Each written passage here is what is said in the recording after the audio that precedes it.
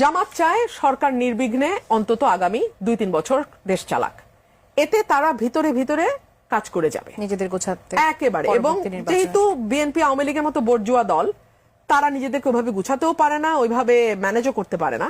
এই পুরো সুবিধাটা জামাত নেবে, নিয়ে এইবার 77, পরে 177-এ যাবে।